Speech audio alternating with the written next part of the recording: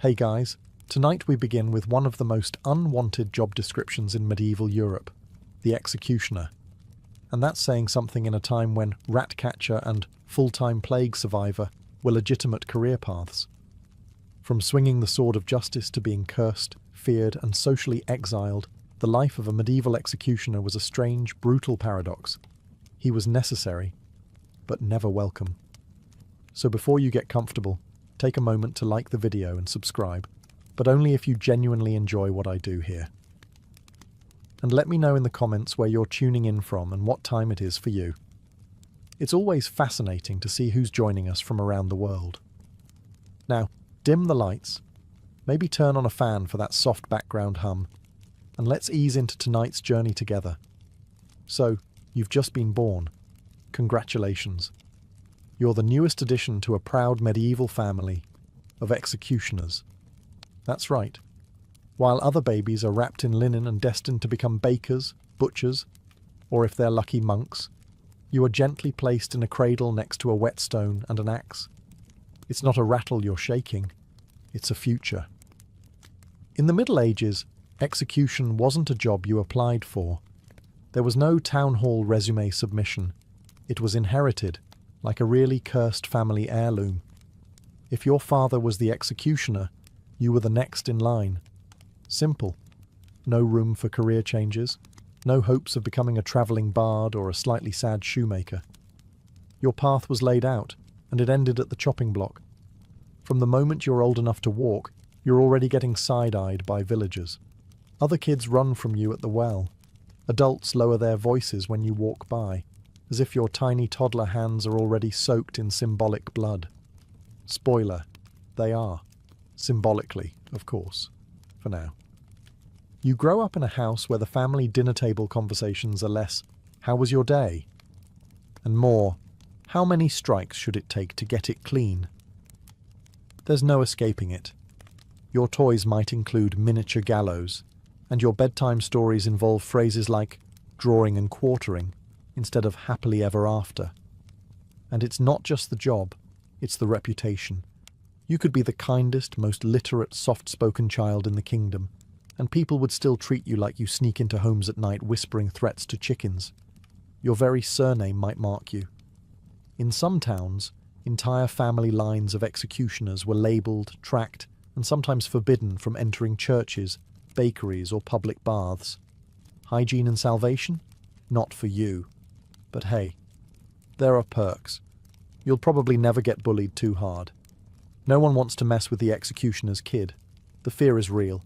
You might not be liked, but you will be respected, in the same way people respect thunder or very sharp knives. So welcome to life. You didn't ask for this, but it's yours now, forever. So, you've just been born. Hooray, a bouncing baby bundle of joy, swaddled in wool, baptized in holy water, and immediately cursed with generational trauma. You're the newest member of a family of executioners, medieval society's most necessary yet least invited profession. While other children are destined to churn butter or one day inherit a sheep farm, you've been born into the one job that guarantees everyone will avoid you like a coughing stranger during a plague year. Your future is set. Sharp metal, public crowds, and a lifetime of being the guy no one makes eye contact with, even when you're 6. And no, you don't get to choose. Executioner isn't something you apply to be. There's no medieval job fair with a booth that says, "Love justice, hate popularity, inquire within." If your dad swung the axe, guess what you're swinging after puberty? Even as a toddler, villagers whisper when you pass. You haven't even committed your first decapitation and you're already treated like you bite livestock. The blacksmith's kid gets candy. You get suspicious glances and extra space in the pews. That is, if you're even allowed in church. And family dinners? Less, "How was your day?" and more, "Did you remember to oil the gallows chain?" Your bedtime stories don't feature dragons, unless they're being hanged for heresy. Your toys include miniature scaffolds. Your version of hide and seek usually ends in people hiding and never coming back. You can't even marry out of it. Most respectable families won't let their daughters within 5 feet of you, let alone the altar. Which is probably fine. since your family name has been whispered like a curse word for the past 3 generations. That's Carl's boy, you know, the one who swung too deep last winter. And sure, there are perks. No one bullies the executioner's kid. Even the local bully doesn't want to end up as practice. You develop a strong back, a steady hand, and a deadpan stare that gets you out of most social events, which is helpful because you're never invited anyway. So there it is. You're not just born, you're branded. You didn't choose the axe life. The axe life chose you, and it's not letting go. By the time you're old enough to grow a beard or swing a training axe, you've already accepted one core truth. The town needs you, but they'd prefer you stay out of sight, preferably behind a curtain, a hill, or a moral veil of plausible deniability. As a medieval executioner, you're society's walking contradiction. You do the work no one else dares to do. And for that, you're rewarded with silence, suspicion, and the occasional terrified blessing from 10 feet away. People talk to you like you're a haunted well, useful in a crisis, but deeply unsettling the rest of the time. Need someone publicly disemboweled? The town calls you. Need someone invited to their daughter's wedding feast? Not a chance. You're the final solution to every problem the sheriff doesn't want on his conscience. And yet, once the deed is done and the head rolls into the hay, everyone suddenly remembers they had somewhere else to be. Usually, anywhere that isn't next to you. In court records, you're referred to as the Blade of Justice. In tavern gossip, you're that creepy guy who probably talks to skulls. You could save a child from drowning and someone would still whisper, "Yes, but how many people has he chopped in half?" To them, you are both punishment and paranoia, a reminder that the law has teeth, big, sharp, public ones. And let's not pretend it's just the peasants. Even nobles turn their noses up. They'll pay you in silver and pat themselves on the back for upholding justice. But you'll never be invited to dine in their halls, unless it's to demonstrate proper axe form between courses. Best of all, if something goes wrong, let's say you botch an execution or someone gets squeamish mid-torture, it's your head on the proverbial, and possibly literal, chopping block. The same crowd that cheered your last performance will turn on you faster than a spooked chicken. You're not a man, you're a tool, and everyone pretends you don't exist unless they need something violently removed. So yes, the town needs you, but they'd rather you come in through the back door, wear a hood, and leave before sunrise. While other boys are learning how to plough fields, shoe horses, or, if they're especially blessed, read, your education is a bit more specialised. You're not studying scripture or sewing techniques, you're learning how to sever spines in one clean stroke. Welcome to your childhood apprenticeship, where precision isn't optional and failure doesn't just cost lives, it ruins your reputation before you even get one. Your father, or some grizzled older executioner with arms like tree trunks, teaches you the sacred art of not messing up in front of a crowd. Because while everyone may pretend they hate what you do, they absolutely will judge your form, footwork, and follow-through like it's the medieval Olympics. Your curriculum includes chopping techniques, because missing the neck by even an inch turns justice into a comedy show. Anatomy, because you need to know which bones are easiest to crack and which ones will make your axe bounce back in public humiliation. And stage presence, because let's face it, every execution is a public performance. You're the final act, the main event, the reason people leave their farms and bring their kids to town square. Think of it as dinner theatre, but instead of dessert, there's dismemberment. There's no practice dummy, unless you count the occasional pig carcass or extremely unlucky rebel. Most of what you learn is on the job. And let's be honest, everyone remembers your first time, especially if it doesn't go well, especially if you freeze or shake, or, heaven forbid, take more than one swing. Nothing haunts you like a half-beheaded criminal and an impatient crowd. You're trained to be calm, efficient, unshakable, but no one teaches you how to cope. There's no medieval HR department, no stress leave, no how to not think about severed heads, self-care scroll. You just sharpen your blade, swallow your guilt, and get ready for the next performance. And what do you get in return for your finely honed lethal expertise? Not admiration, not gratitude, just silence. Maybe a few extra coins. And the lingering stench of death on your clothes and soul. You're not just trained to kill. You're trained to carry the weight of it, quietly. Picture this. It's a sunny morning. The market square is bustling. Bakers are selling bread that smells vaguely edible. Blacksmiths are banging away with impressive confidence, and the butcher is enthusiastically waving a cleaver. Everyone is shouting prices, gossiping, living their little medieval lives. Then you show up. The crowd parts like you're carrying the plague in one hand and a severed head in the other. And to be fair, sometimes you are. But even when you're just there to buy turnips, people scatter like rats from a torch. You see, executioners were often forbidden, or heavily discouraged, from even entering public markets. In some towns, you had to wait until after hours to buy food. In others, you had your own special corner of shame, where vendors left your goods out for you to collect like a cursed medieval DoorDash. Why? Because apparently, the man who handles legal killings is somehow too unclean to touch a radish. If you dared to mingle with the regular folks, it got awkward fast. Merchants would grab your coins with tongs, or worse, refuse them altogether. You could be holding clean silver, and they'd act like you'd handed them a live scorpion dipped in guilt. "Oh, no, not from you, good sir. We're, out of cabbage today." Children are yanked away. Crosses are made.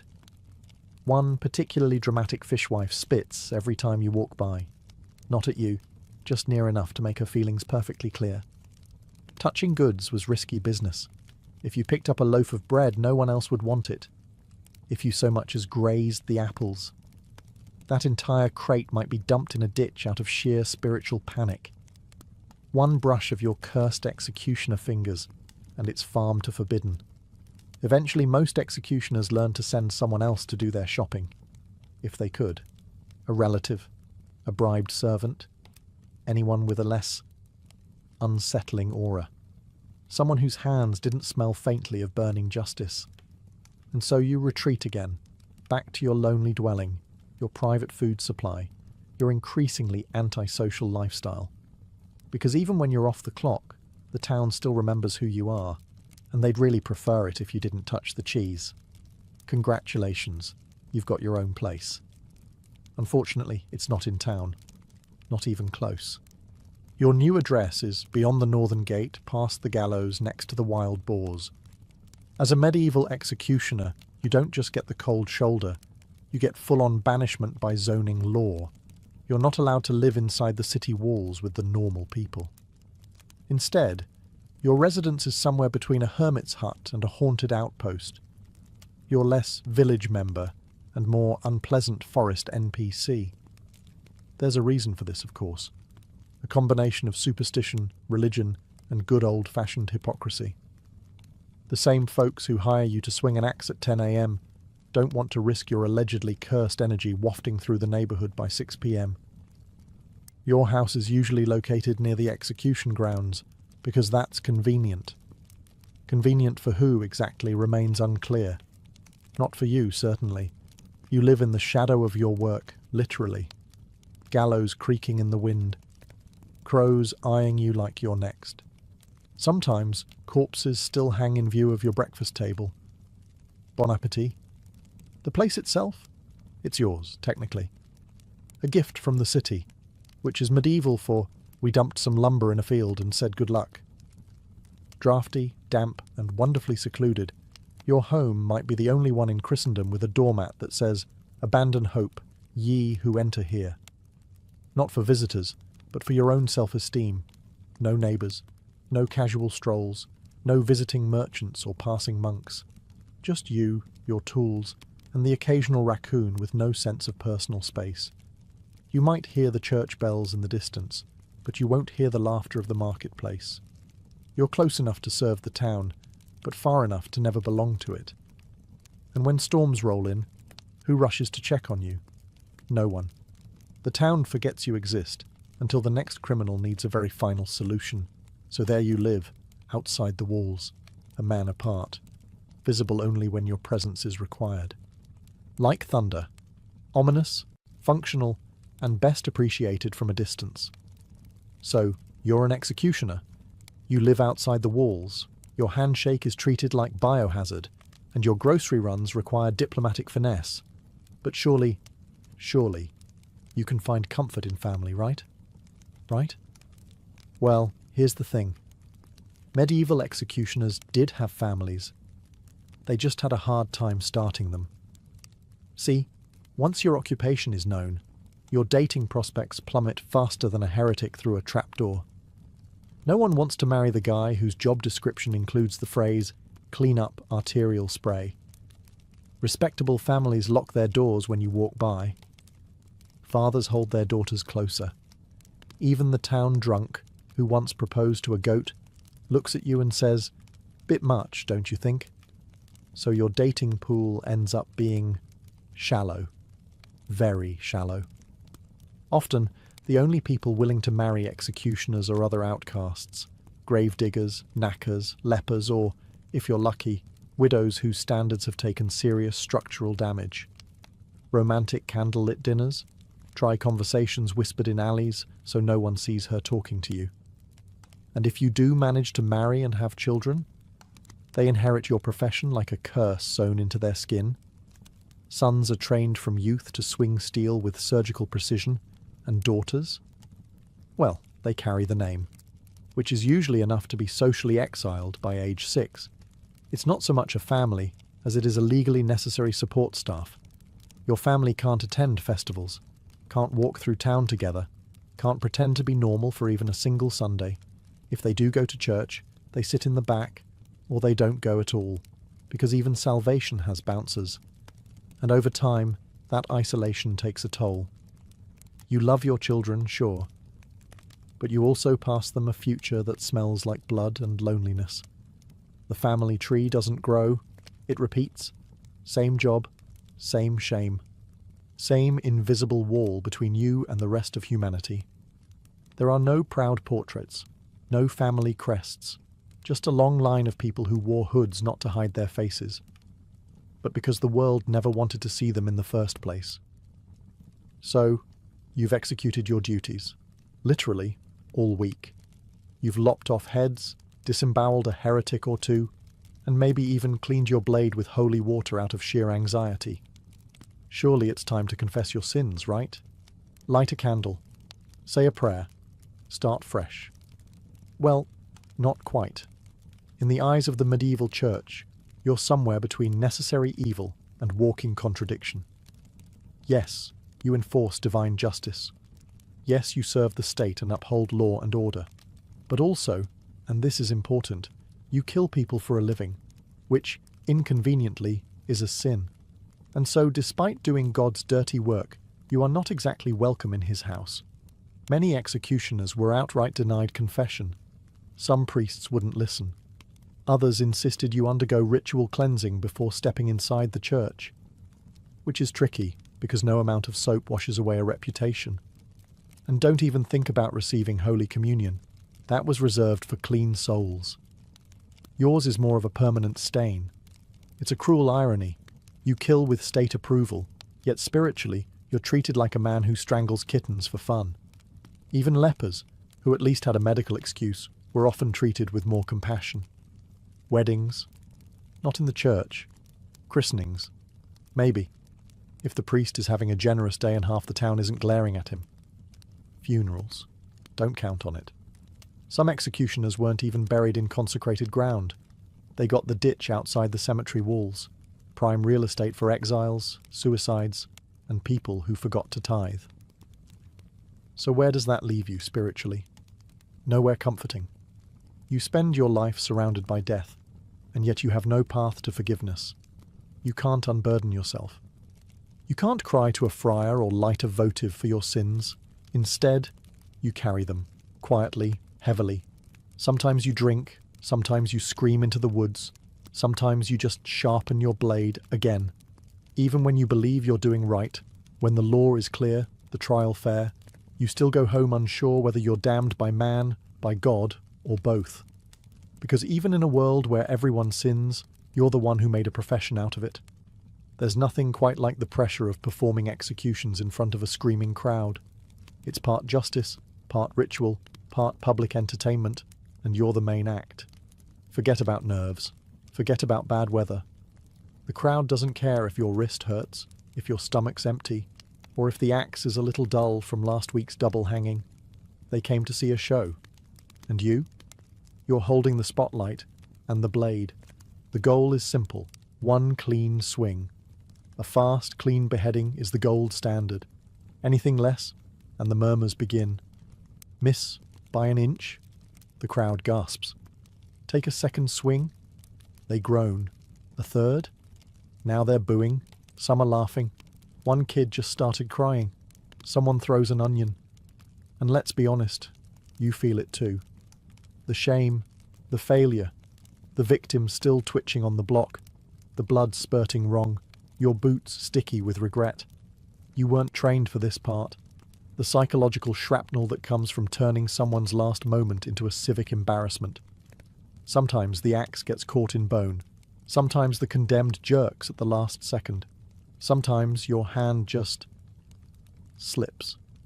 And in those moments, your entire reputation, and possibly your job, hangs in the balance. Because here's the thing, no one cares how hard the job is. They just want it to look easy. Executioners are supposed to be clinical, unemotional, precise. If you falter, you risk looking weak. And in a world obsessed with strength, weakness is contagious, and the rumours spread fast. He needed 2 swings. His hand was shaking. The guy suffered. You become a cautionary tale whispered in breadlines. Don't end up like that poor soul, or worse, like the guy who couldn't even finish the job. So you go home, scrub your blade, and relive every mistake, every gasp, every groan. You replay it until your mind is too tired to keep spinning, and even then, it lingers. Because in your world, the axe doesn't just fall on the condemned. It hovers over you too, every time you step onto that platform. So you've done the deed. The crowd has gasped, gawked, and dispersed. The condemned is headless, justice is served, and the village square is back to selling cabbage. Time to pack up and head home, right? Not even close. Being an executioner wasn't just about swinging an axe. That was the dramatic part, the flashy moment. The rest? Far messier, far quieter, and far more grotesquely underappreciated. Because someone has to deal with the body. And surprise? It's you. You might be asked to burn the body, bury it in unconsecrated ground, or stuff it into a shallow grave under the gallows. The medieval equivalent of a garbage chute. No funeral, no ceremony, just the faint hope that the local dogs don't dig it up. And you don't get gloves, or soap, or a break. You are, effectively, the sanitation department of death, the final cleaner of sin, the silent janitor of justice, and no one thanks you. In fact, the same people who cheered the execution now avoid you even harder because you smell like ash and entrails. There are also the side jobs. Torture? That's on you. Branding criminals? You again? Public shaming setups? You're the guy with the hammer and nails. Sometimes they'll even have you flog someone while reading scripture aloud, multitasking your way through a moral meltdown. Oh, and if a noble demands discretion, guess who's cleaning up the noble's mess with 0 witnesses and a very real understanding that if anyone talks, they're next? Executioner by title, yes. But by function? You're medieval society's all-purpose horror technician. When the crowds disappear, the priests go silent, and the court scribes head back to their parchment. You stay behind. You finish the job no one else can stomach. For all the fear, revulsion, and existential dread wrapped around your role, being an executioner does come with one undeniable perk. You get paid. In fact, you're often paid more than your average peasant. Sometimes much more. Executions, torture sessions, dismemberment duties, they all come with a tidy purse of silver. Add in bribes for extra discretion or making it quick, and you might even find yourself with the kind of money that makes bakers envious. But here's the catch. You can't spend it like a normal person. You walk into a tavern with a jingling pouch, and suddenly the room gets real quiet. The barkeep pours your ale, then wipes the counter like your presence is a stain. You tip him double. He still won't look you in the eye. You go to buy a new tunic, and the tailor hands you the finished product with tongs. The coins you give him are real, but to him, they're cursed. Blood money, he mutters, as if the silver will bite him. And heaven forbid you try to give charity. One time you tried donating to the church. They took the donation, then used it to pay someone else to clean the holy relics, just in case. Sure, you can accumulate wealth. You might even build a small home with actual furniture, rare for your class. But the irony? The more you earn, the more isolated you become. You're rich, yes, but rich like a dragon, hoarding gold in a cave, alone and feared. People assume the money makes up for the stigma, that a heavy purse balances a heavy conscience. But gold doesn't silence nightmares. It doesn't scrub blood from your memory, or buy you back your humanity. It just sits there, cold, shiny, useless for the things that matter. You don't buy peace with money in the Middle Ages. You buy silence. You buy space. You buy the right to drink alone at a corner table without being told to leave. And deep down, you know the truth. Every coin you carry was bought with someone else's last breath. That's the currency of your life. And no amount of it ever buys forgiveness. In a town of maybe a few hundred people, everyone knows who you are. They know your name, your house, your footsteps, your job, and, most importantly, your shadow. They whisper it. That's him. They murmur it as you pass. Executioner. They pull their children close, as if you might accidentally decapitate someone mid-walk. And yet, despite this widespread recognition, no one really knows you. You could have a favourite song, a childhood memory, a surprisingly decent hand at wood carving, but that doesn't matter. Your entire identity is reduced to one role, the blade. People don't see you. They see what you do. You're a living job description. Even when you're off duty, just walking to buy onions, people cross the street like you're contagious. No one asks how you're doing. No one asks if the job weighs on you. Because they've already decided you don't feel anything. To them, you're not a man with doubts or regrets. You're the axe with legs. It's a strange duality. You are known by everyone, yet fully understood by no one. You're present in every courtroom sentence, every hushed bedtime story, every moral lesson whispered to misbehaving kids, but never really invited into the world you serve. When you walk into the tavern, voices quiet. When you leave, they rise again. You hear laughter, but never with you. Always after you've gone. There's no, "How was your day?" No, "You holding up all right?" No, "Do you ever wish it was different?" If you speak too much, you're unsettling. If you say nothing, you're cold. If you smile, that's the worst. It's creepy. The man who swings the sword shouldn't be smiling. Ever. And so, over time, you play the part. You become the figure they already believe you are, grim, silent, and carved from stone. You learn to stand still, to nod, to fade. Because while everyone in town knows your name, not a single one of them knows you. You're a myth with a pulse, a necessary ghost. Familiar in function, alien in everything else. After a long day of dismemberment, blood-stained boots, and polite public trauma, you finally return home, to your charming little hut outside the walls, surrounded by silence and a slight smell of iron. You take off your cloak. You lay down your axe. You sit at the edge of your straw mattress and try to be human again. But the nightmares are already waiting. You lie down and close your eyes. And there they are, the faces. Not heroic, not villainous, just people. Some screamed, some cried, some mumbled prayers with trembling lips. Some looked you straight in the eye as if to say, "You know this is wrong." And the worst ones? The ones who said nothing at all. The calm ones.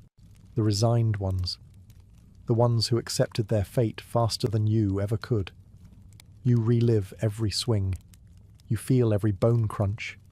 You hear the gasps of the crowd, their disgust, their delight. You see the bodies falling in slow motion, like tragic marionettes with their strings cut. There's no escape. Not in sleep, not in silence, not in drink. Believe me, you've tried. You start to flinch at everyday sounds. The clatter of firewood, the snap of rope, the creak of wooden stairs. All reminders, all echoes. And you never forget the ones you botched, the blade that hesitated, the cut that went crooked, the moan of someone who was supposed to die faster. You carry that. No one checks on you. There's no medieval counsellor for post-traumatic decapitation disorder. You don't write letters. You don't cry in public. You stare into the fire and hope your soul doesn't go fully numb before your hands do. Sometimes, late at night, you ask yourself, what if they were innocent? What if justice got it wrong? What if I got it wrong? But you already know the answer doesn't matter, because the sentence was passed. The crowd gathered, the axe fell, and the nightmares stayed. You were trained to kill, not to grieve. But your dreams didn't get the memo.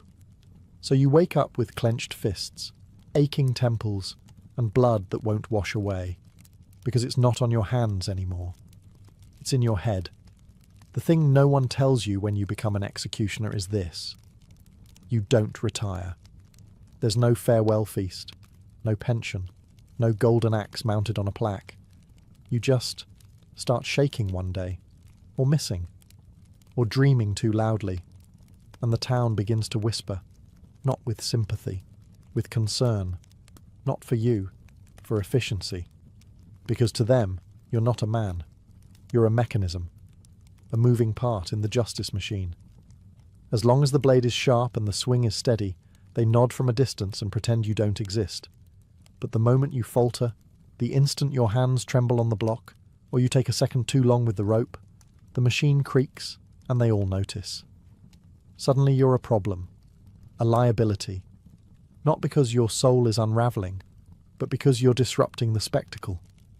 The crowd didn't come to see guilt. They came to see competence. So the town begins its quiet transition. Maybe a younger man, your apprentice, your son, your distant cousin, starts handling smaller jobs.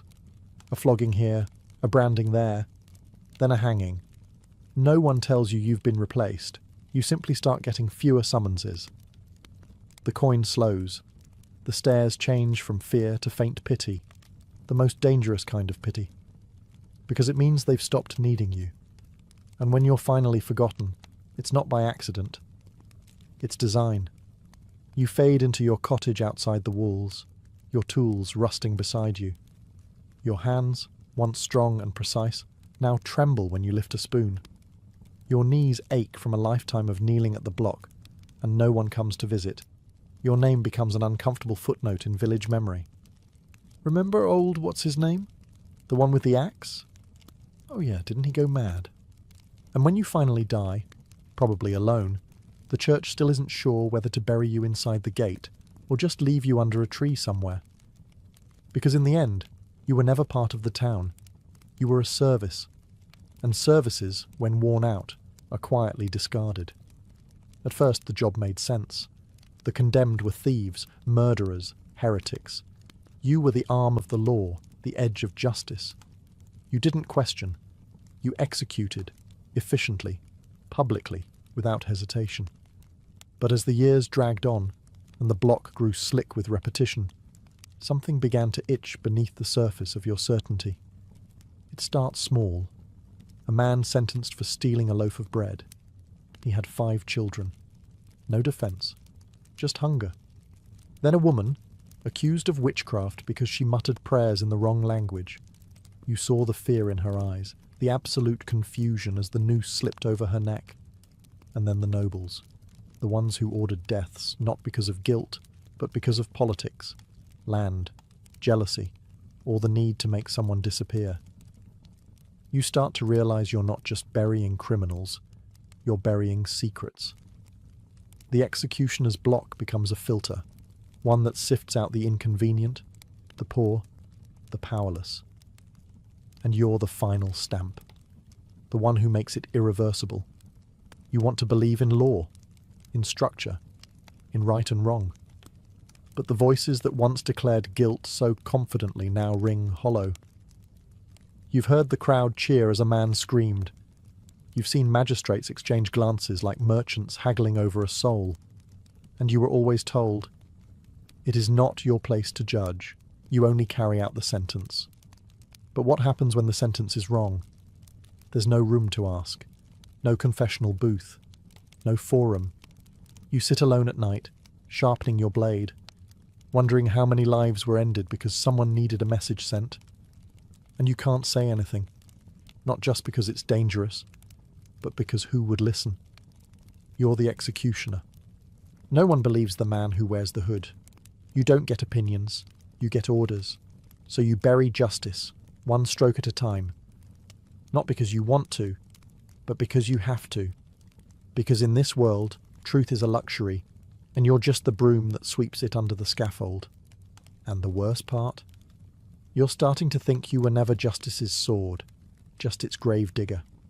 You spent your life in service, not to glory, not to gold, not even to justice, just to duty, the grim, blood-soaked kind no one talks about at feasts.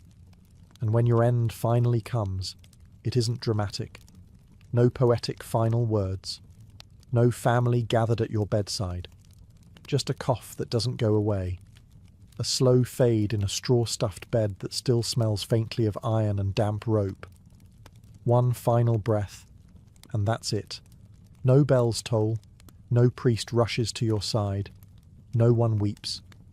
Your body is found by a local boy, or maybe not found at all until the smell becomes a problem. The town clerk marks your passing in one sentence, scribbled on the back of a tax ledger. Executioner, deceased, replacement pending. There's no funeral procession, no carved headstone, maybe a wooden marker if someone remembers, but it won't last the winter. You're not buried in the churchyard, of course. You're laid in the earth outside the gates, the same gates you were never allowed to pass through in life. Executioners, after all, were unclean, tainted, useful, disposable. You were the one who buried hundreds, and yet no one truly buries you. The town moves on quickly. There's always another blade, another son, another poor soul who inherits the job like a curse wrapped in tradition.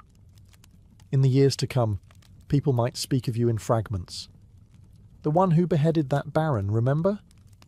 The one who drank alone and never looked anyone in the eye. Or worse, what was his name again? Your legacy isn't stories or children or peace. It's silence. It's absence. It's the space you filled that no one wants to talk about. And maybe that's fitting. You spent your life ensuring the guilty were forgotten. You just didn't realize you'd be forgotten with them. So, in the end, your death mirrors your life. Necessary, but never mourned. Because in medieval society, you were never meant to be remembered. You were meant to be endured. And now, you're finally not. It all started with water running through a ditch. On January 24th, 1848, a man named James W. Marshall, working on the American River near Coloma, California, looked down and saw something strange glinting in the sun. At first he didn't believe it. It was just a tiny yellow flake. Could have been fool's gold. But no. It passed the scratch test. It was real. Gold. Actual gold. He ran to tell his boss, John Sutter, who was less than thrilled. Sutter wasn't thinking about riches. He was thinking about land. He was building an agricultural empire, and he knew what a gold discovery meant. Chaos. Stampedes of strangers, squatter claims, and the end of his carefully laid dreams. So the two men tried to keep it quiet. Spoiler. They failed miserably. Within weeks, the rumours spread like wildfire, literally faster than the mail system.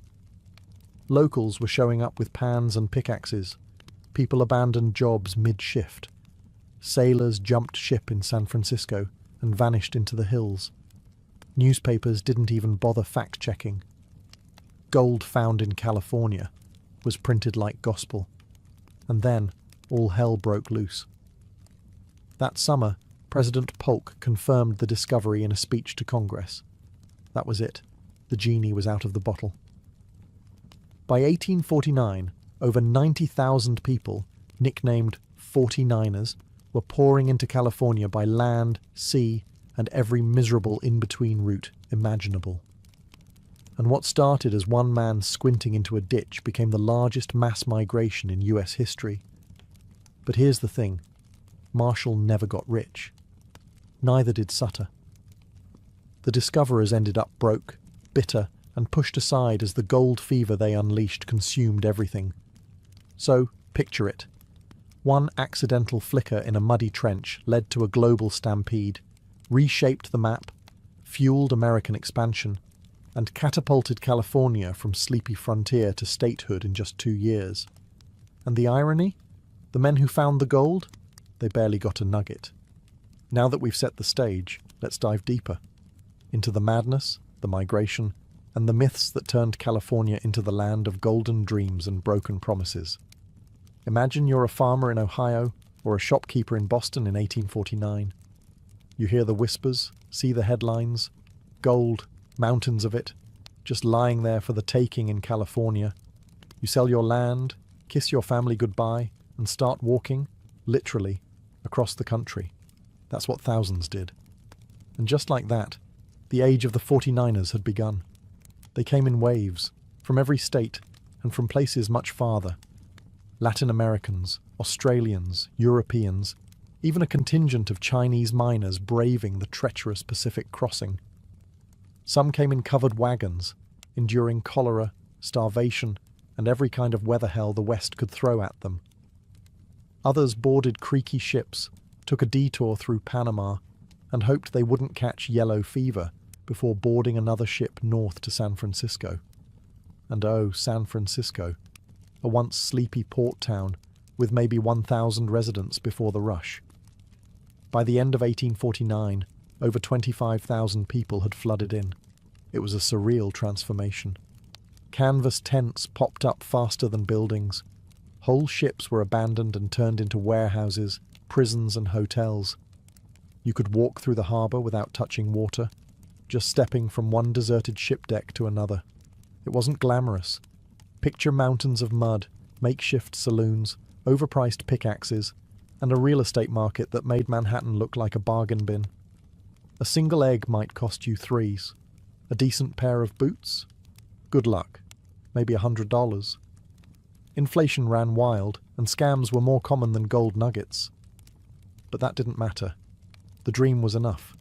Gold fever had its grip. Some struck it rich in a single afternoon. Others dug for years and died penniless. The rivers of the Sierra Nevada became clogged with miners, each swinging a pan, hoping their next scoop would change everything. This migration changed more than just California. It altered the entire American psyche. Suddenly, hard work wasn't just noble, it might make you wealthy. Manifest Destiny got a shot of adrenaline. California, barely a blip on the map a year before, was now the promised land. Of course, when thousands of desperate men pile into the same few valleys with shovels, things get tense. So, you've made it. You've walked across deserts, survived dysentery, and maybe even dodged a few bandits. You've reached gold country. Congratulations. Now the real misery begins. Mining wasn't a glorious treasure hunt. It was back-breaking, soul-crushing labour. Forget chests full of gold coins. This was hours spent knee-deep in freezing rivers, swirling pans of gravel, praying to find a glimmer. Most didn't. For every lucky strike, there were 1,000 empty pans and 10,000 aching backs. In the early days, it was all about placer mining, scooping gravel from riverbeds and letting water do the work. But as the easy gold vanished, things escalated.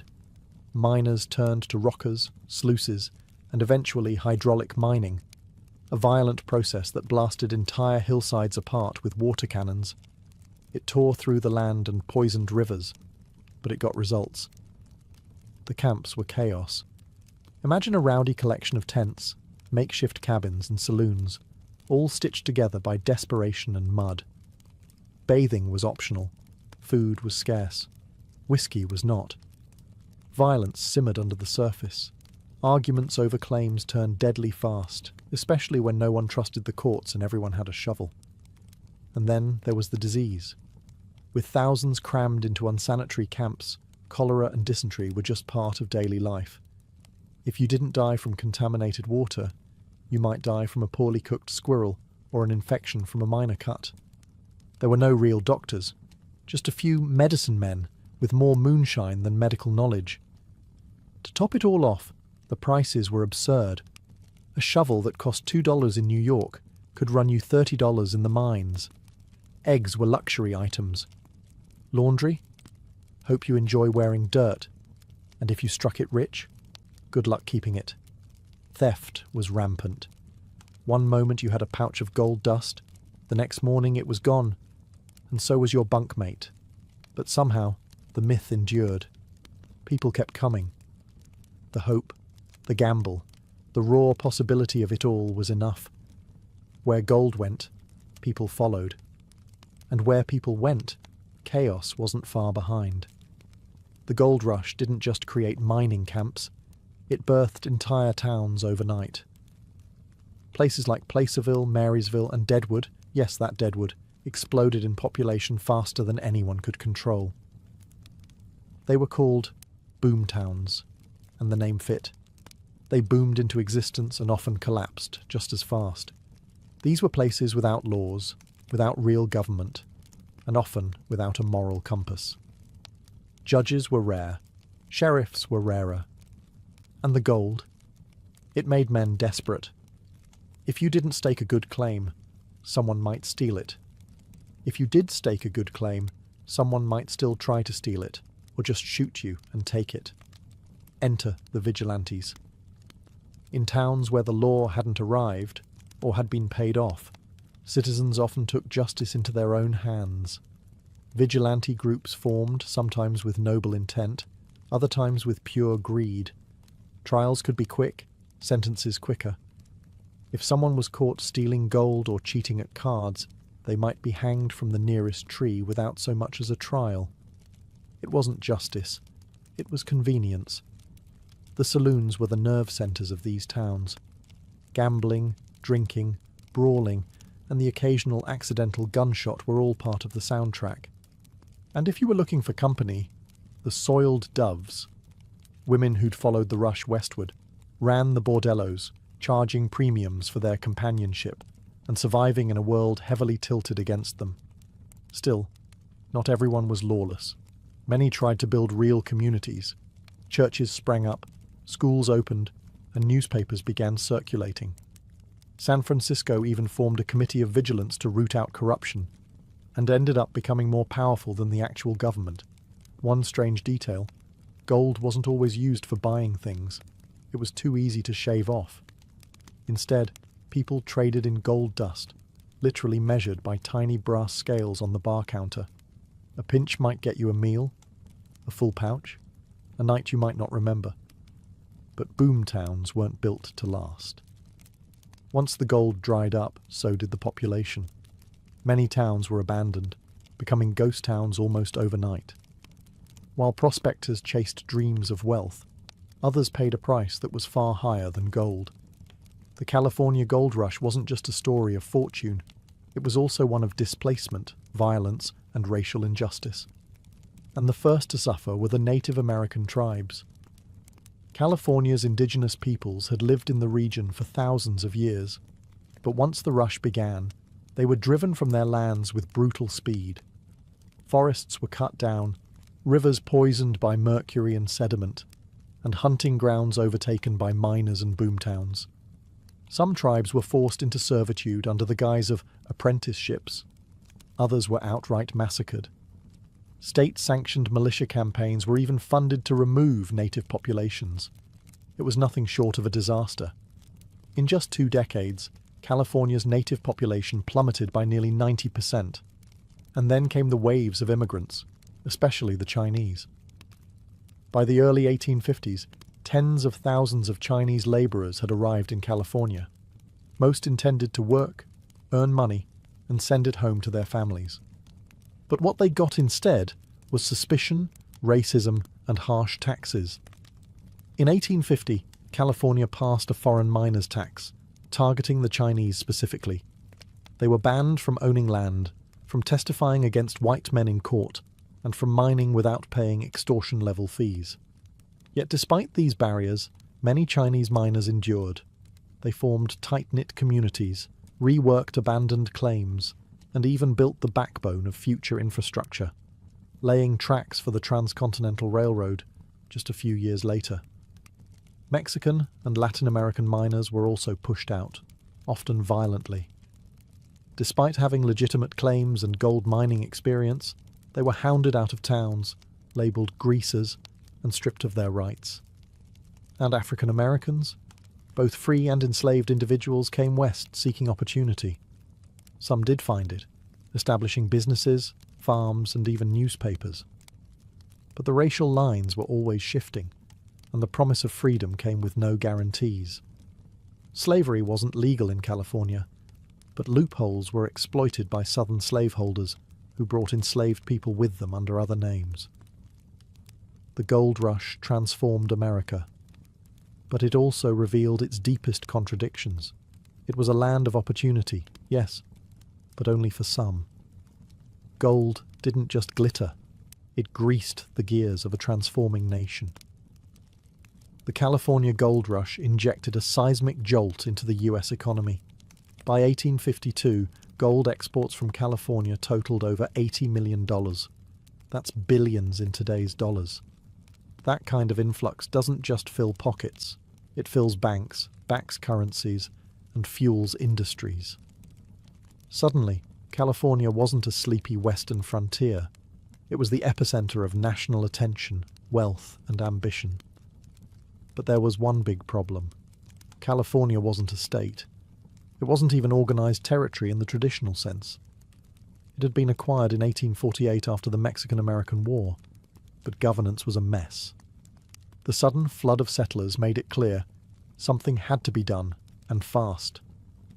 So in 1850, just 2 years after the first gold nugget was found, California became the 31st state. That's warp speed for US expansion, and unlike many other Western territories, it bypassed the awkward adolescent years as a territory. Straight to statehood, no waiting in line.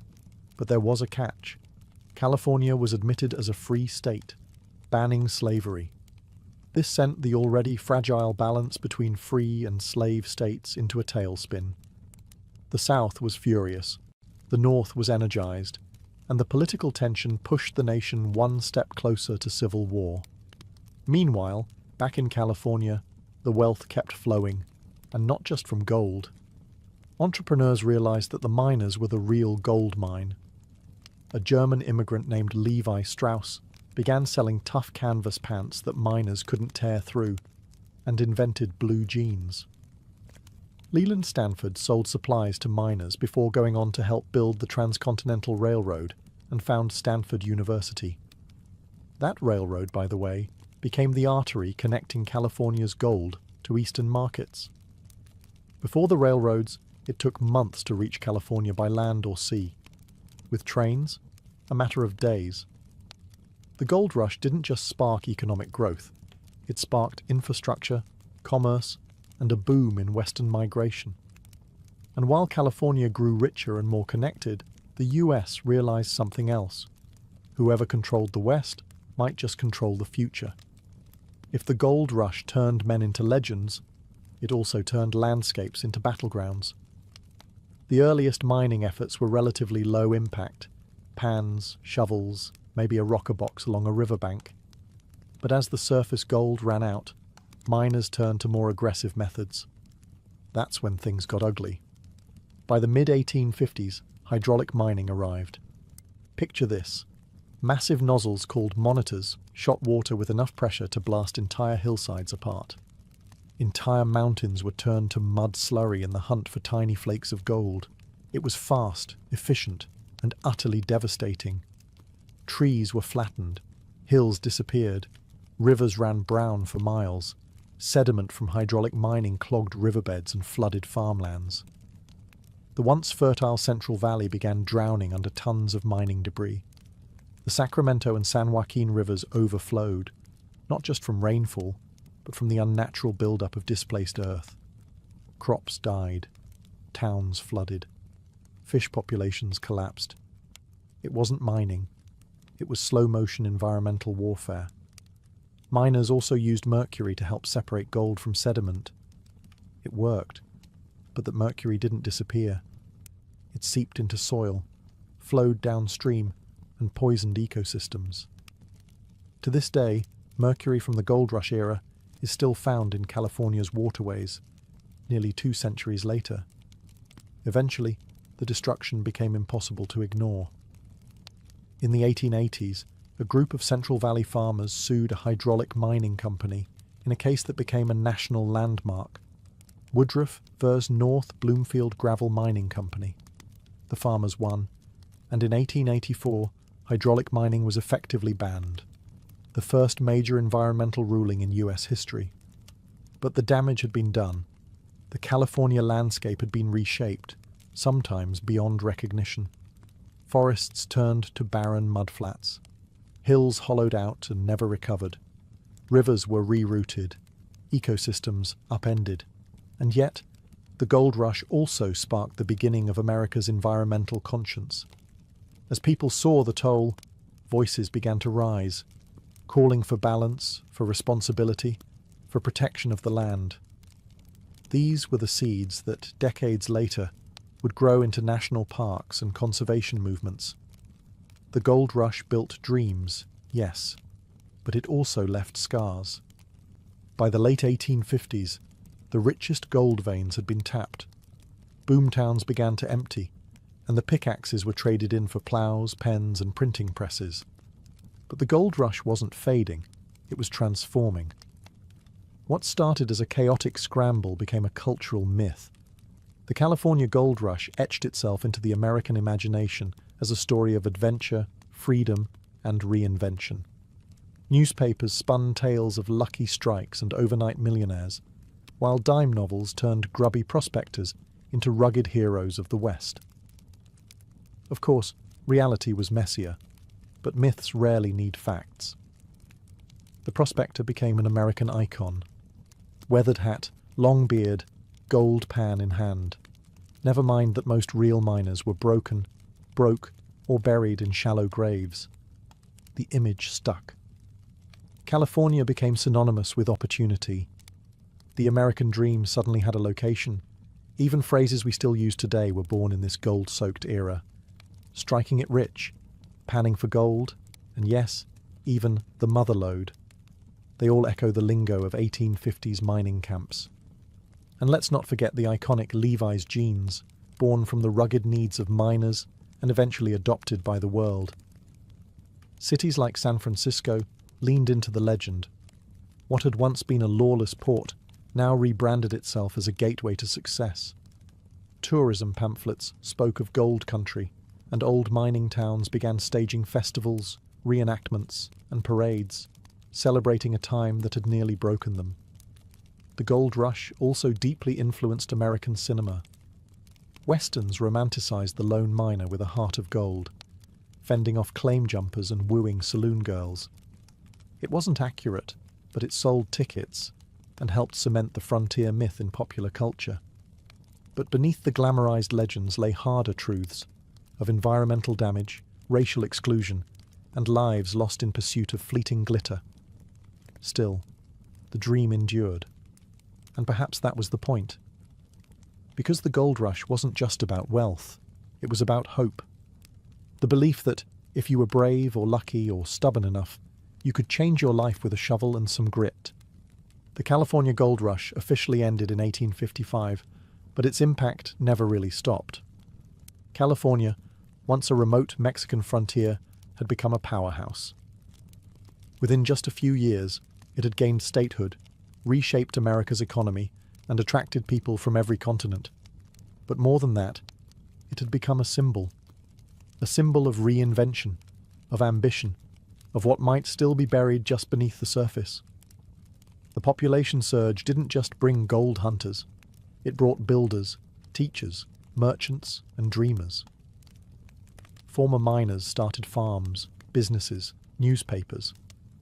The infrastructure built for gold was repurposed for growth. Roads turned into trade routes, camps into cities, and shacks into homes. San Francisco went from a mud-soaked outpost to a thriving metropolis practically overnight. And the gold rush didn't just leave physical scars, it left an emotional blueprint. That same gamble-it-all attitude would later fuel the rise of Hollywood, Silicon Valley, and the counterculture movements. Whether it was celluloid, silicon, or psychedelics, the idea was the same.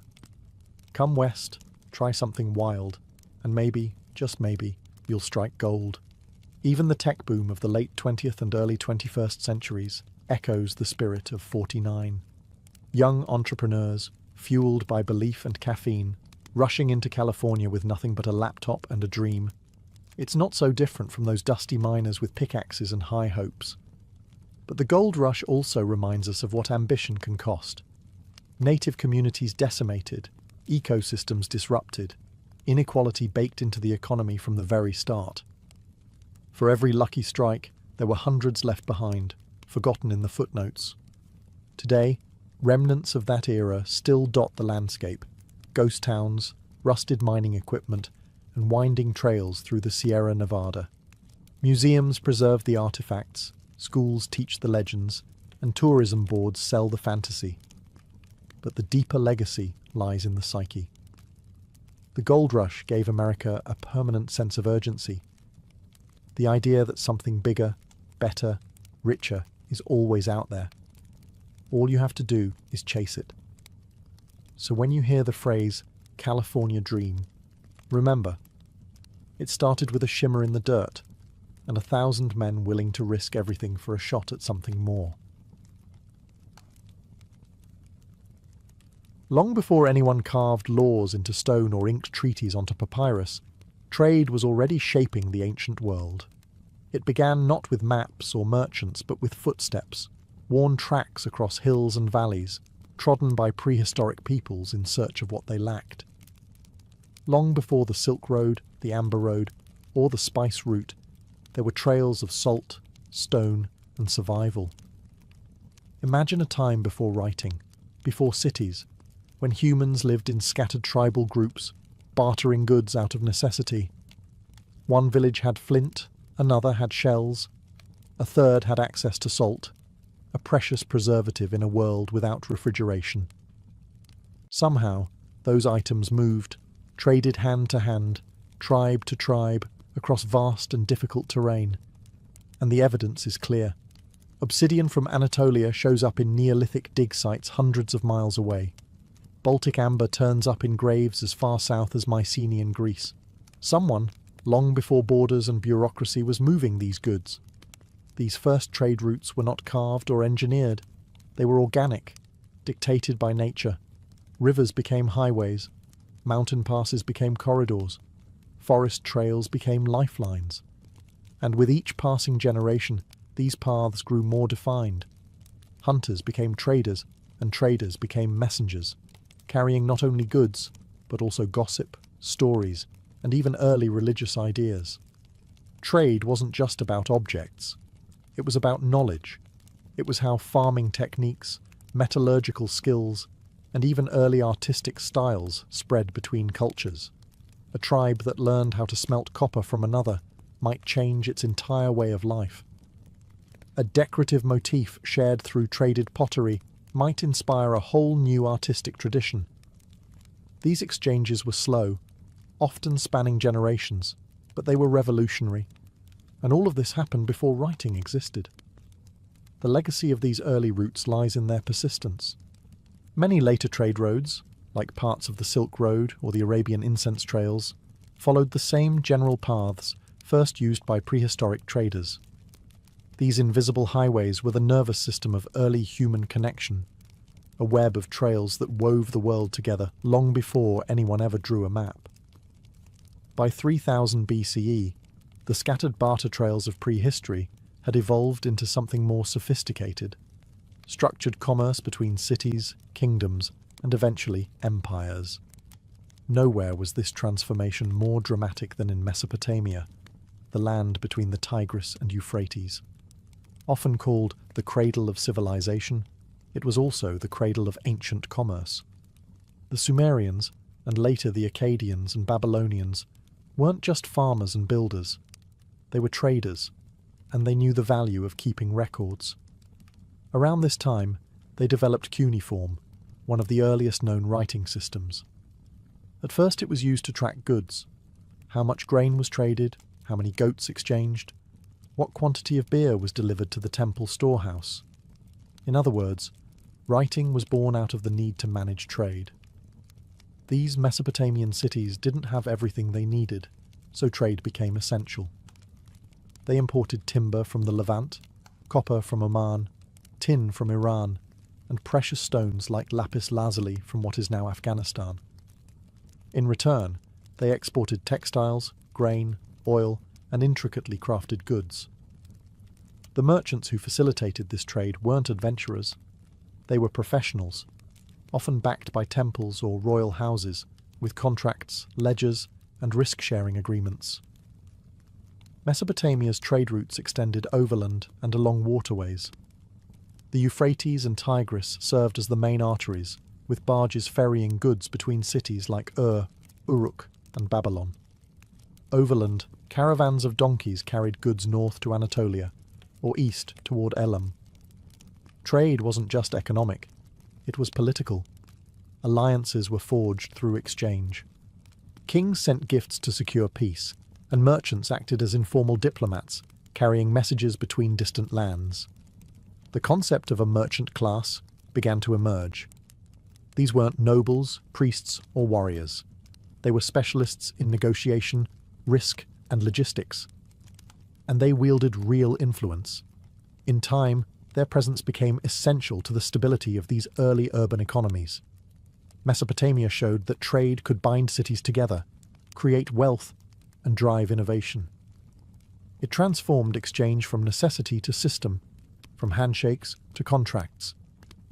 While Mesopotamian merchants ruled the rivers and overland routes of the Near East, another civilization rose to dominate the seas, the Phoenicians. By 1200 BCE, these master sailors from the Levantine coast, modern-day Lebanon and parts of Syria and Israel, had transformed the Mediterranean into one of history's most active maritime trade networks. The Phoenicians didn't build empires through conquest. They built them through commerce. Their city-states, notably Tyre, Sidon, and Byblos, were small but fiercely independent, and they shared a common gift: the sea. With narrow strips of land and limited agriculture, these cities turned to the waves for survival. And they did more than survive. They thrived. Phoenician ships were fast, durable, and ahead of their time.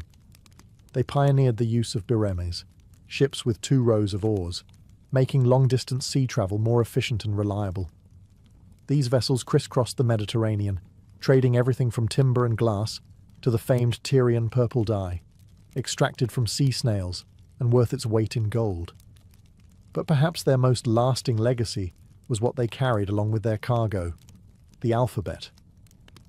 The Phoenician writing system, with its 22 consonantal letters, would go on to inspire Greek, Latin, Arabic, and Hebrew scripts, the backbone of modern written communication. They established trading posts from Cyprus to Carthage, from Sicily to southern Spain. Carthage itself, which later became Rome's fiercest rival, started as a humble Phoenician outpost. These coastal colonies created a commercial network that rivaled any terrestrial empire. And Phoenician trade wasn't just about moving goods, it was about cultural diffusion. Through their interactions, they spread technologies, religious practices, and art styles across 3 continents. Egyptian scarabs ended up in Iberian graves. Babylonian cylinder seals were found in Greek islands. A web of connection grew, tied not by blood or blade, but by trade. Yet, for all their influence, the Phoenicians left behind few monumental ruins. Their legacy is quieter, found in shipwrecks, scattered pottery, and the alphabets we still use today. As seafarers like the Phoenicians turned the Mediterranean into a commercial superhighway, another equally vital network was thriving far from the coast, across the vast deserts of North Africa and the Arabian Peninsula. These were the trade routes of camel caravans, ancient highways etched into sand, where survival was earned mile by mile. The desert may seem like a barrier, but for ancient traders it was a corridor. Long before paved roads, camel caravans connected sub-Saharan Africa with North Africa, the Levant, and Arabia. These routes moved gold, salt, frankincense, myrrh, ivory, slaves, and stories. The camel, known as the ship of the desert, made it all possible. Domesticated around 1000 BCE, the dromedary camel could endure scorching heat, travel days without water, and carry loads of up to 600 pounds. In North Africa, the trans-Saharan trade routes flourished between kingdoms like Ghana, Mali, and later Songhai. These were not barren wastelands. They were networks of oases, market towns, and fortified caravanserais where traders rested, watered their camels, and exchanged goods under starlit skies. Gold from the Niger River basin travelled north, often traded weight for weight with salt, a vital resource in the tropics. Salt from the Sahara was cut into massive blocks and transported south, forming the backbone of empires. Meanwhile, in Arabia, the incense trade was booming.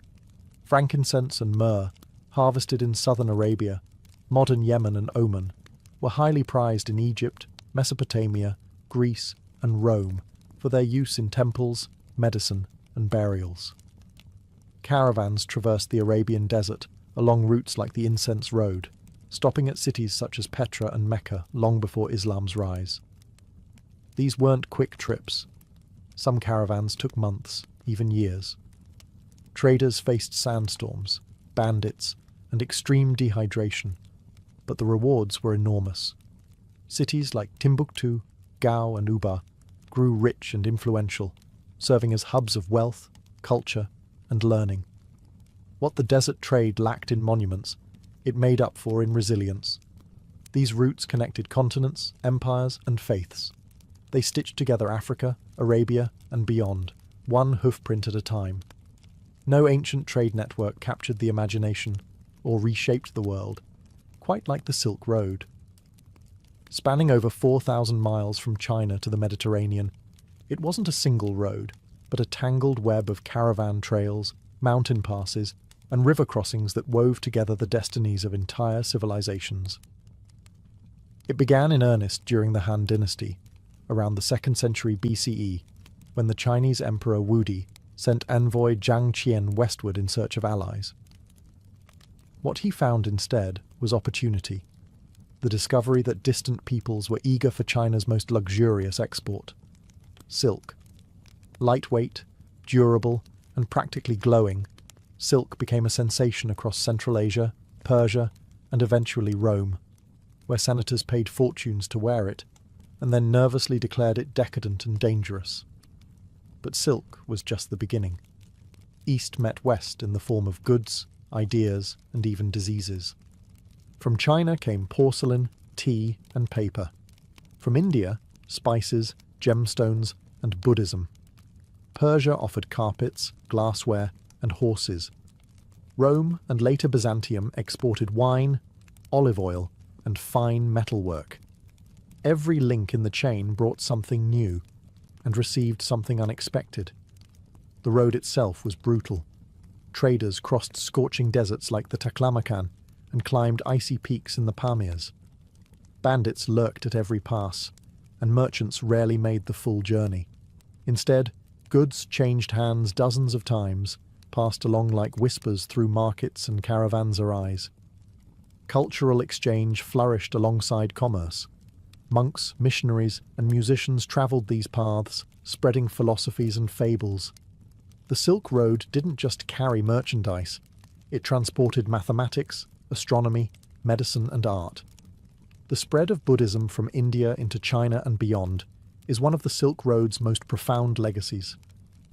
Cities like Samarkand, Kashgar, and Dunhuang became cosmopolitan centres, where languages mixed, and temples stood side by side.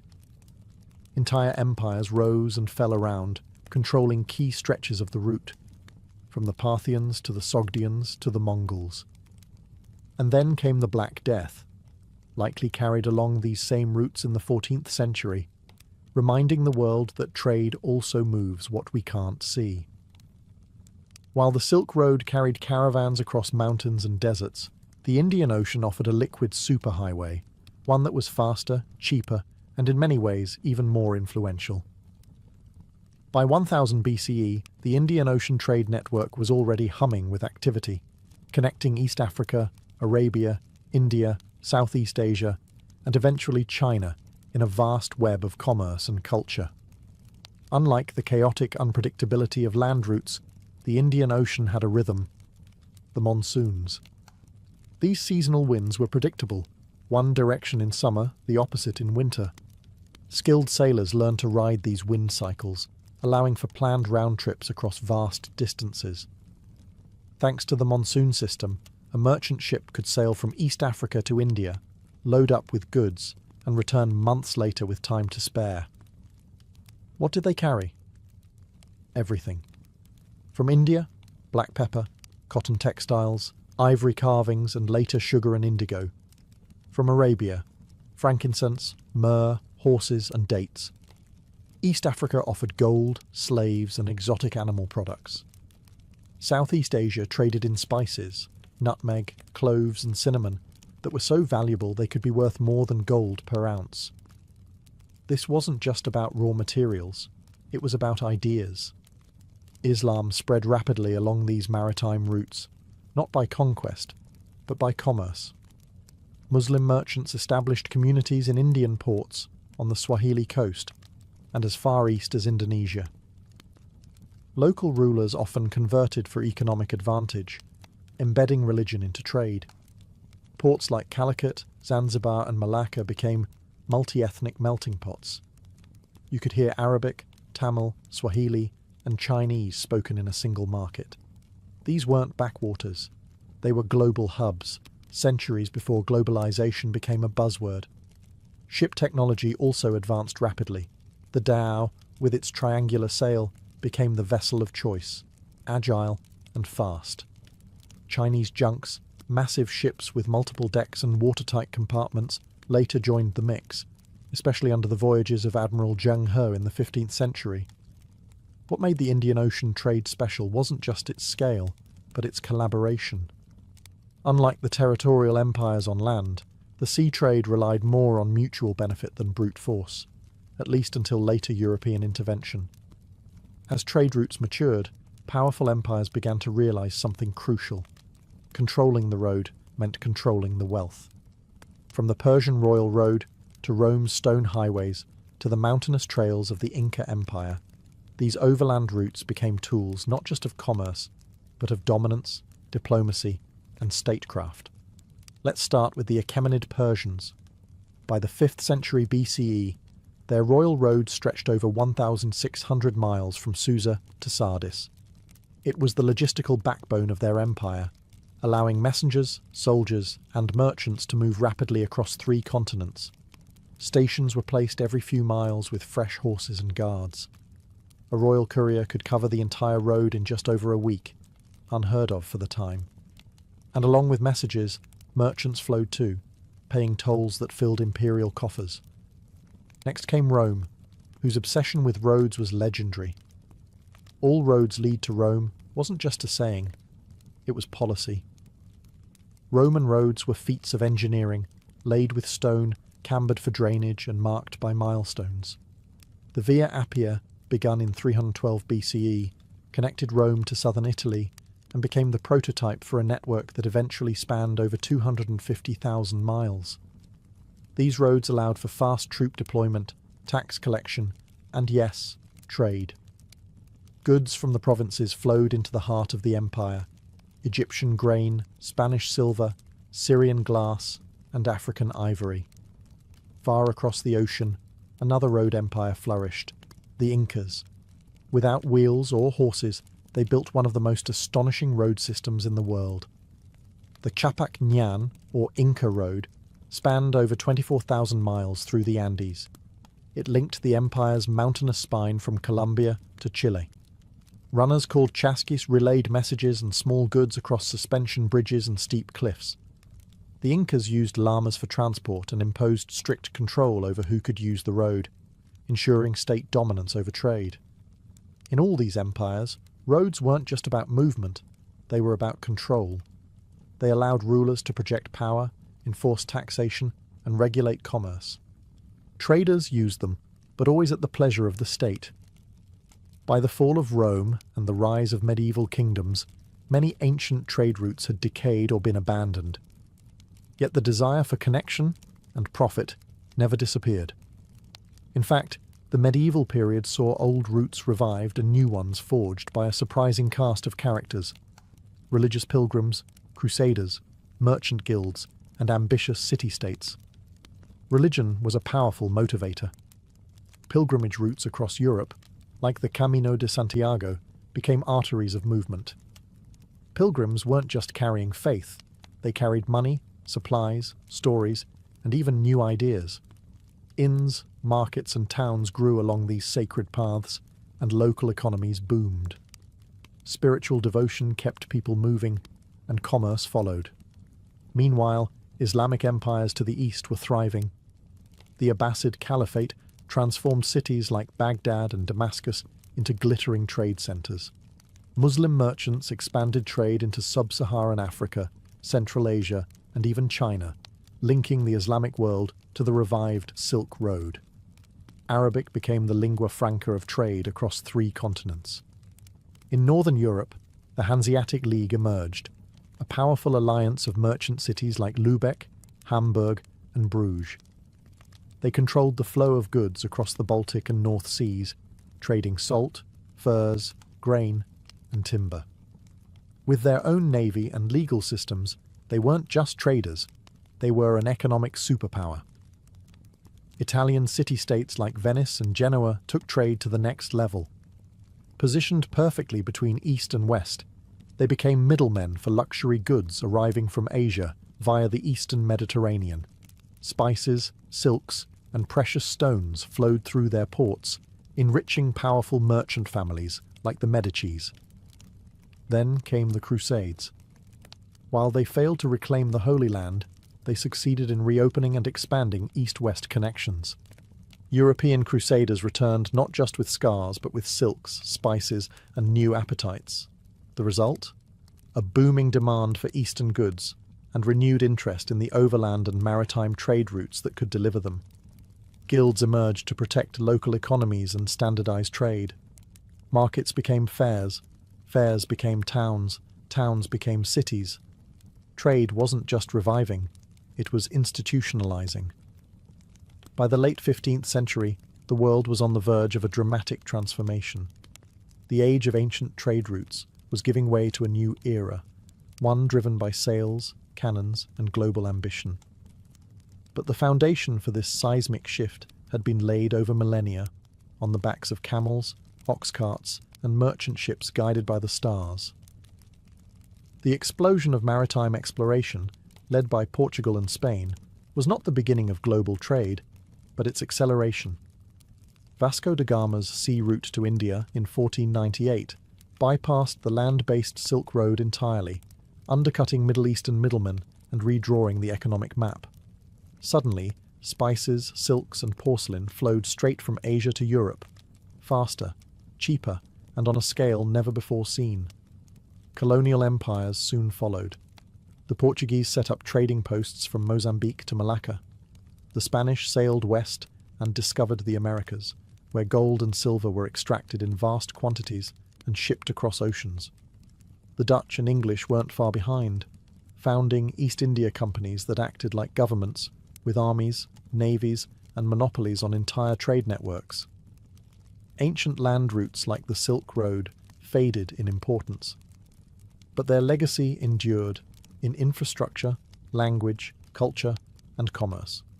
Trade hubs like Samarkand and Constantinople, though diminished, retained echoes of their former glory. New cities rose from their legacy: Amsterdam, London, and New York. built on the same principles of connectivity and commerce. Modern trade routes, railroads, highways, air corridors, and undersea cables still trace the patterns established by ancient traders. Globalization may be powered by algorithms and cargo ships today, but its DNA comes from Phoenician sea lanes, Roman roads, and Indian Ocean monsoons. And the influence isn't just economic. Ideas, religions, technologies, even diseases, all followed the trails of traders. The compass, the printing press, algebra, coffee, Buddhism, none of these spread without commerce. Trade didn't just move goods, it moved history. So next time you see a container ship glide across the ocean or a freight train rattle past, remember, it's not just steel and cargo. It's the echo of a Silk Road caravan, the shadow of a Phoenician galley, the pulse of humanity forever in motion, chasing not just profit, but connection. Tulum is not your typical ancient Maya city. While most Maya centers are buried deep in the jungle, surrounded by dense forest and hidden temples, Tulum rises dramatically above the Caribbean Sea, perched on a limestone cliff overlooking turquoise waves. It's a postcard scene with a powerful history, a sacred coastal outpost that stood watch over both the land and the sea. Located on the eastern edge of the Yucatan Peninsula, in what is now Quintana Roo, Mexico, Tulum was one of the last major cities built and inhabited by the Maya. Its peak came relatively late, between the 13th and 15th centuries CE, during the post-classic period, just before the Spanish arrival. But despite its late bloom, Tulum left an outsized mark on Maya history. Its name means wall in Yucatec Maya, a reference to the thick limestone barrier that encloses the city on three sides. The fourth side? That's the open Caribbean Sea, stretching endlessly eastward. This combination made Tulum uniquely defensible and symbolically significant.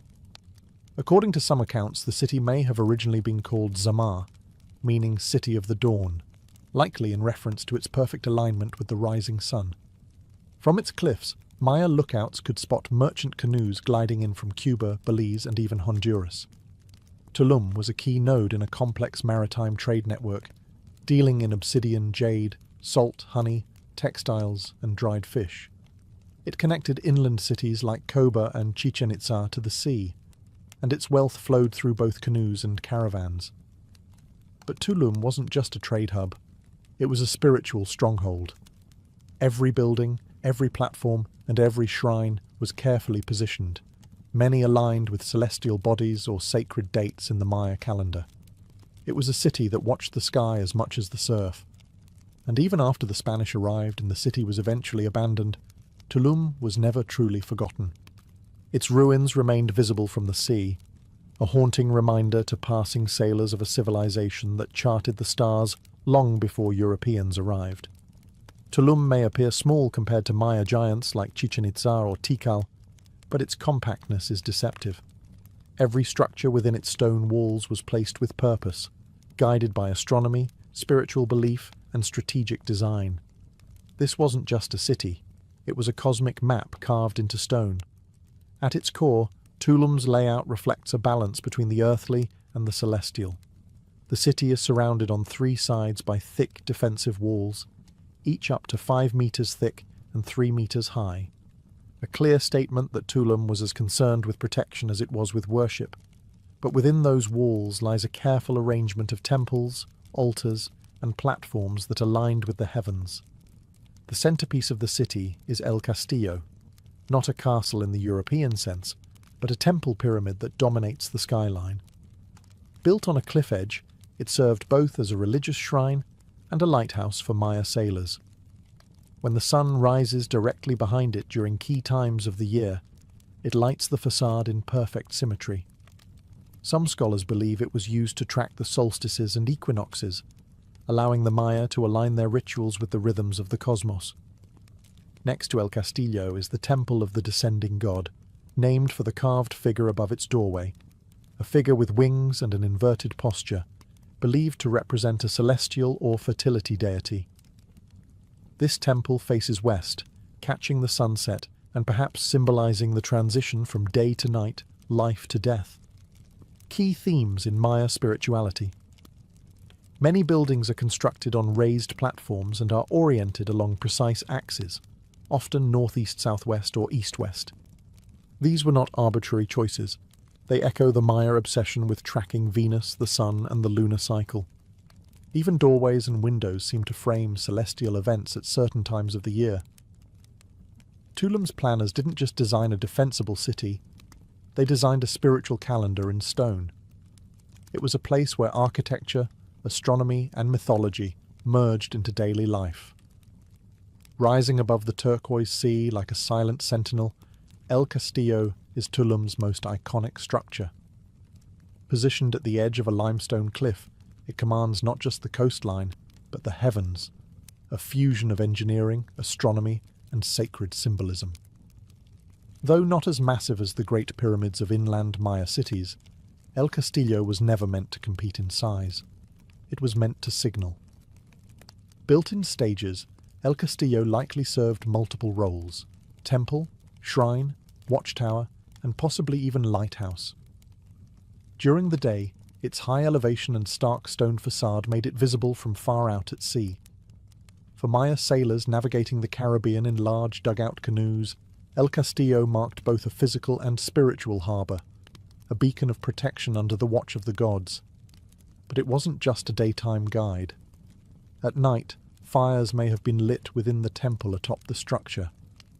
Paired with small windows and aligned with seaward gaps in the reef, the glow could be used to help mariners safely reach Tulum's shore through narrow breaks in the coral. This would make El Castillo one of the earliest examples of a lighthouse-like structure in the Americas. Religiously, El Castillo was likely dedicated to the diving god, or the descending god, a celestial figure connected to Venus, the planet that played a central role in Maya cosmology. The Maya believed Venus influenced warfare, agriculture, and the calendar. Structures like El Castillo were used to track its appearances in the sky. During specific dates in the solar and Venusian calendars, the sun would rise or set directly in line with the temple, bathing it in radiant light, a moment of cosmic synchronization. The temple itself is modest in size but elevated for maximum visibility. Its stairways and niches suggest rituals were held atop, where priests performed ceremonies visible from the plaza and coastline below. Unlike massive ceremonial complexes inland, El Castillo wasn't about grandeur. It was about function, guiding ships, channeling solar energy, and connecting the sea with the sky. Tucked near the centre of Tulum's ceremonial core is one of its most fascinating and spiritually charged buildings, the Temple of the Frescoes. Unlike the imposing height of El Castillo, this structure draws the eye not through scale, but through detail. It's a multi-level temple complex, rich with symbolism, iconography, and some of the finest surviving Maya murals on the Yucatan coast. The temple served a dual purpose, as a shrine and as an observatory. The upper level likely functioned as a ritual space for priests, while the lower chamber housed painted murals and stone carvings that brought the Maya cosmos to life. Though weather and time have eroded many of the original pigments, enough detail remains to offer a stunning glimpse into Maya spiritual thought. Inside, the frescoes depict a pantheon of gods, deities, and supernatural creatures. Most prominent among them is the descending god, often shown upside down, a rare and intriguing figure in Maya art. This god, associated with Venus, fertility, and possibly bees, appears in multiple places throughout Tulum, reinforcing his importance to the city's identity. The murals also show scenes of creation, underworld journeys, and cosmic battles. Sky bands, earth monsters, and celestial symbols swirl together in a painted narrative that reflected the Maya view of a multi-layered universe. For the Maya, the world was divided into three parts: the heavens above, the earthly realm, and the watery underworld below, all of which appear in these frescoes in striking visual form. On the exterior, the temple is adorned with stucco masks and niches. Some of these likely held offerings or small idols. Columns support the portico, giving the structure an almost Greco-Maya appearance, a rare architectural feature in this region. Astronomically, the Temple of the Frescoes is thought to have been aligned with key solar events. Windows and sightlines may have marked solstices or equinoxes, helping priests maintain the sacred calendar. It was both a house of worship and a timekeeping device, as functional as it was beautiful. Among Tulum's sacred structures, none is more enigmatic than the Temple of the Descending God. Modest in scale but rich in symbolism, this temple is dedicated to one of the most mysterious deities in the Maya pantheon. A figure depicted upside down, wings or headdress flared, descending from the heavens. His image appears throughout Tulum, suggesting a guardian presence, a celestial overseer of the city perched between sea and sky. Located just to the west of El Castillo, the temple stands atop a small platform. It features a single-room sanctuary with a narrow stairway and a prominent niche above the doorway. And there, in the niche, is the defining element. A stucco relief of the descending god, head first, knees bent, arms outstretched, as though mid-flight or mid-fall. No one knows his true name, but scholars have linked him to Kinich Ahau, the sun god, or possibly to a bee deity revered for its role in pollination and honey production, essential elements in Maya agriculture and ritual. The descending posture is rare in Maya art and architecture. Typically, deities are shown upright, enthroned, or in combat. But here, the inverted figure suggests a spiritual inversion, a messenger between worlds, bringing divine influence down into the human realm. Some interpretations connect him to Venus, the morning star, a powerful celestial body in Maya astronomy associated with cycles of war, rebirth, and sacrifice. The temple itself is aligned to capture the light of the setting sun, creating a dramatic visual spectacle during certain times of the year. This alignment may have signaled ritual dates or seasonal transitions. For Tulum's priests, such moments weren't just beautiful, they were divine appointments. Inside, the temple would have held offerings, incense burners, and possibly the ashes or bones of elite individuals. Though small, it was a site of intense spiritual significance, a space to commune with the sky, interpret omens, and perform rites under the watching gaze of the descending god.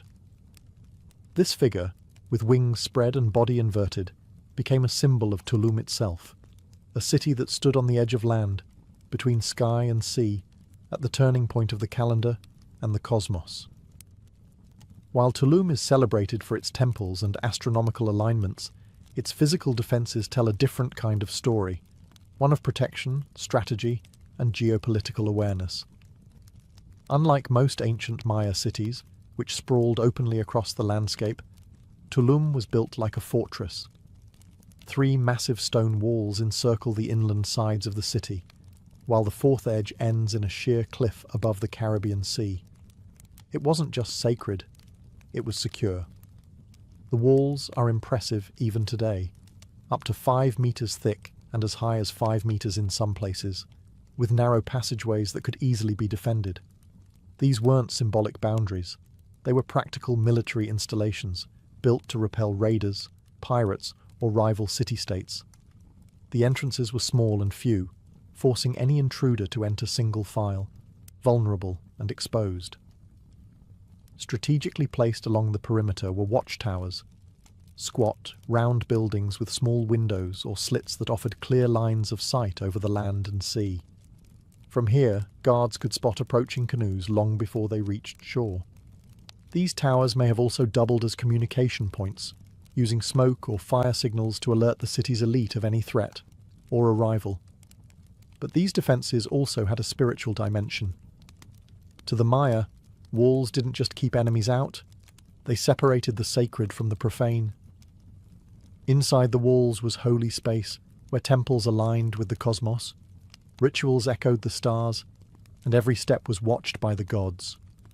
Outside was the wilderness, the unknown, and the unstable world of politics and warfare. The positioning of Tulum also gave it incredible control over both land and sea routes. It lay along the Maya coastal trade network, a major artery for goods moving up and down the Yucatan Peninsula. Salt, honey, jade, obsidian, and cacao passed through its gates.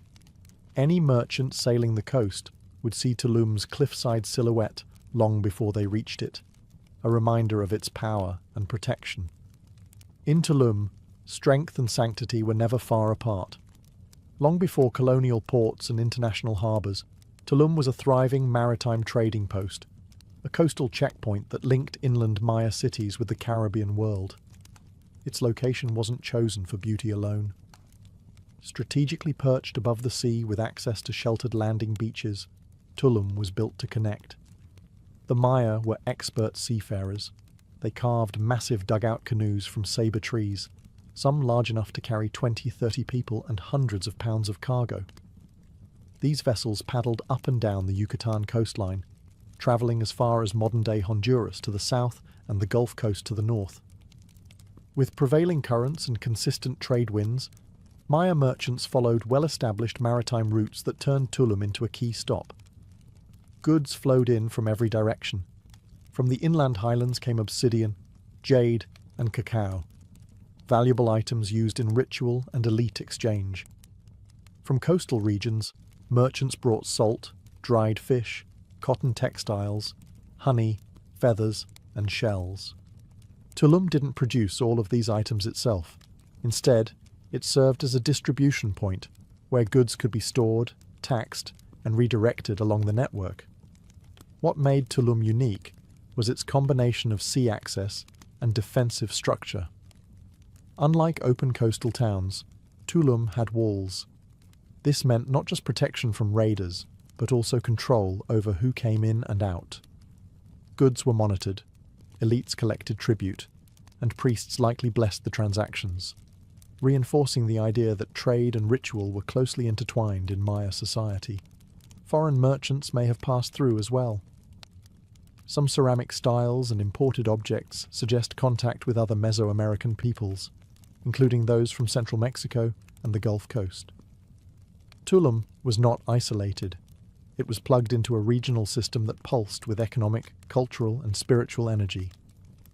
Canoes likely pulled into small landing beaches just below the cliffs, where goods were offloaded and carried up into the city. From there, they could be exchanged, stored, or carried inland by human porters to major cities like Kobar. Tulum was a crossroads, not just of geography, but of identity. For centuries, Tulum thrived as a sacred stronghold and bustling trade port. But like all great cities, its dominance eventually faded. By the time the Spanish arrived in the early 16th century, Tulum was still standing, but already in decline. Its walls remained intact, its temples still visible from the sea, but its golden age was clearly behind it. So what happened?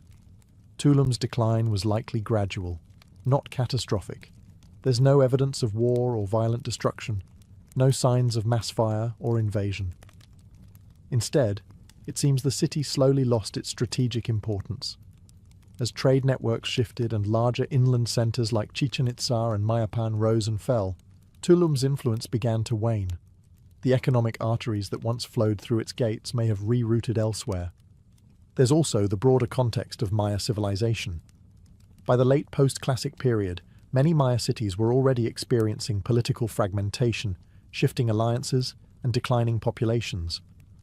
Environmental stresses, including droughts and soil exhaustion, likely contributed to the instability across the Yucatan.